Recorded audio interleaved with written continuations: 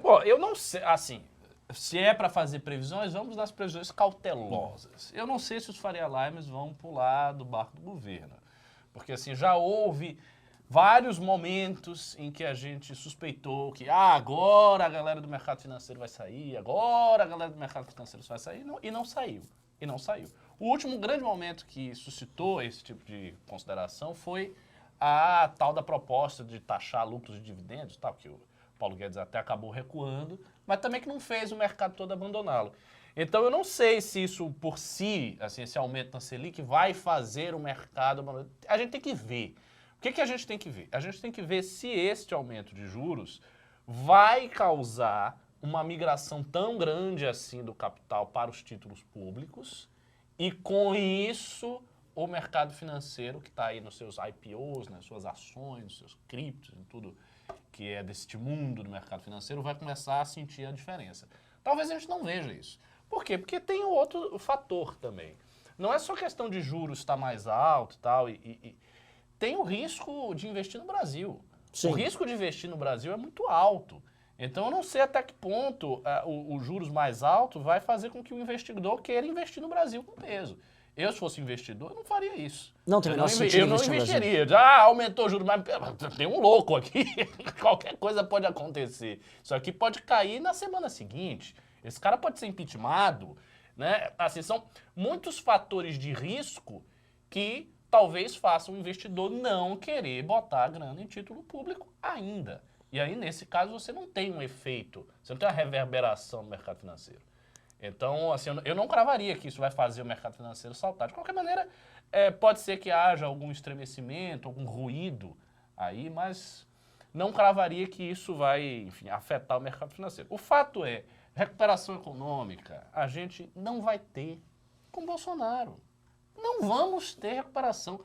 Vai ter uma pequena recuperação oriunda da volta das atividades normais pós-pandemia. Isso vai acontecer. E que Bolsonaro, aliás, sabota, porque teve aí essa treta com Dória agora, que o Bolsonaro confiscou as vacinas para São Paulo. Por incrível que pareça. O Bolsonaro chegou a fazer esse tipo de coisa. Então, essa recuperação ela vai existir. As atividades comerciais, o setor de serviços, que é um dos setores mais importantes no Brasil, tirando o agro, vai voltar a ter um certo respiro pós-pandemia, não em função de nenhuma competência específica do Bolsonaro, ao contrário, ele foi um péssimo gestor da pandemia, mas simplesmente por conta do processo natural da vacina. As pessoas vão começar, como aliás já estão, elas estão tomando vacina, elas vão começar a sair, as regras e restrições vão cair e com isso você tem uma recuperação econômica que vem subsequente a este cenário. Mas não é uma recuperação que vai fazer o Brasil crescer. O Brasil não vai crescer nada. O Brasil não vai crescer nada. O Brasil vai voltar à situação anterior à pandemia, que era uma situação ruim. Exatamente. Que era uma situação de estagnação, uma situação de crescimento de 1%, uma situação do Paulo Guedes dizendo que o Brasil está começando a decolar e crescer toda hora 1%. É essa situação que o Brasil vai voltar. E só.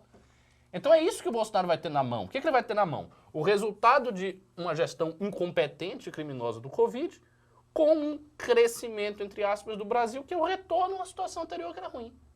Isso não é nada. Isso não é suficiente para fazer a popularidade de um cara que está com a popularidade caindo subir. Não vai acontecer.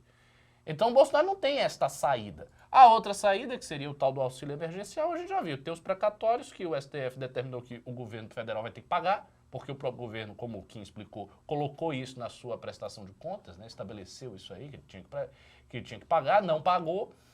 Então, qualquer tipo de espaço fiscal que ele tiver, ele vai ter que usar para isso. E não há muito o que fazer, assim, já se cogita em imprimir dinheiro para tentar aí pagar.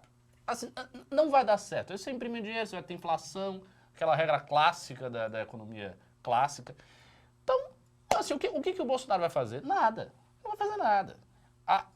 A continuidade do governo depende exclusivamente desse treque residual que está ali, a carroça ainda caminhando.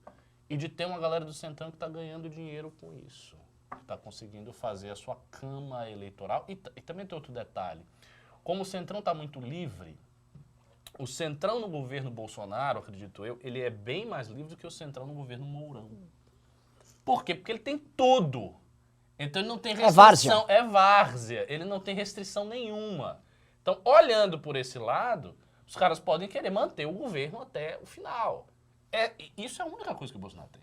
Fora isso, ele não tem nada. Ele não tem recuperação econômica, ele não tem auxílio emergencial, ele não tem nada. Eu lembro, volto aqui a me recordar, das previsões que o Andreasa fazia, quando a gente conversou a respeito disso, há muitos meses atrás, e o Andreasa dizia, olha, o Bolsonaro pode chegar em 2022 com força e tal. Não era uma previsão equivocada, mas ele baseava essa previsão na capacidade do governo trazer uma solução de auxílio emergencial, de Bolsa Família, para além da pandemia. E de obras, o governo não tem. e partir para uma heterodoxia. É isso. Isso não acontece. As obras que tá rolando são obras pífias. São coisas pequenas que não têm grandes efeitos.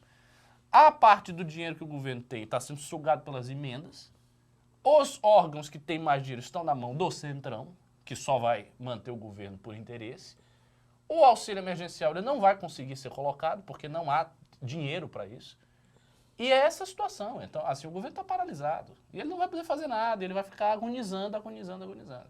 E aí nós só temos duas opções. Ou a gente derruba antes, ou a gente vai ter que ver esse processo de agonia até 2022.